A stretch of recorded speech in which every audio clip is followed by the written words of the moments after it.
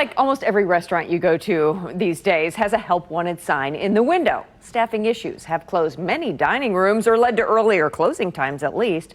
But KCTV5's Betsy Webster has a different side to this story. She joins us live now from Independence with that angle. Betsy?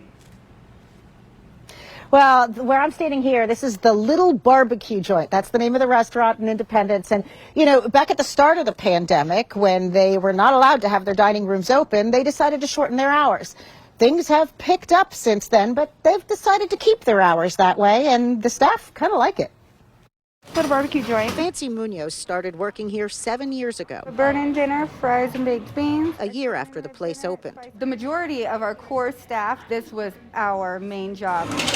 So when the business went all carry-out at the start of the pandemic, the owner boosted wages. We don't get paid $3.35 an hour as most waitresses do. They've taken really good care of us. They kept their shorter business hours to compensate for the higher hourly pay rate, which is still in place.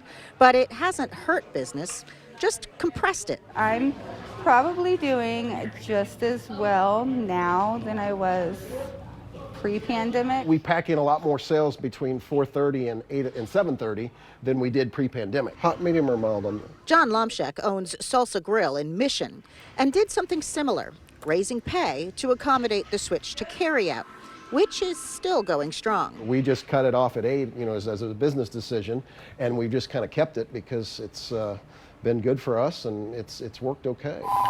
Salsa Grill. He avoided layoffs and says the compressed shifts are now a selling point for new hires. Customers, local and loyal ones, have gotten used to the earlier closing, he says. It helps that, we have that relationship because we've been here so long. We get a lot more families that are coming in, having supper, and then leaving, opposed to the later crowd. Thank you, Mark. I think everybody has finally adapted. Now, in full disclosure, it's not all sunshine. This summer, they did have to close their patio during the weekdays because they had a serious challenge with hiring seasonal staff. Now, back at the Salsa Grill, the owner says they might extend their hours again if they really start to see the demand there. But for now, the shorter hours are still a win-win. Live in Independence, Betsy Webster, KCTV5 News. At least that's good to hear. Betsy, thank you. Now, a lot of